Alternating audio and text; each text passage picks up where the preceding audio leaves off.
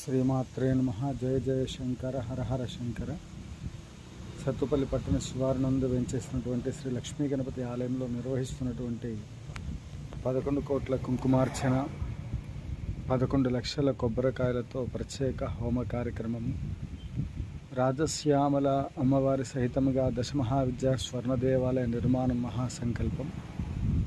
ఈ కార్యక్రమంలో భక్తులు మీకు ఉండబడేటువంటి ఒక కోరికలు నెరవేరడానికి, అష్టలక్ష్మి అనుగ్రహం కొరకు, సామ్రాజ్యలక్ష్మి అయిన రాజశ్యామల అమ్మవారి యొక్క అనుగ్రహం కొరకు,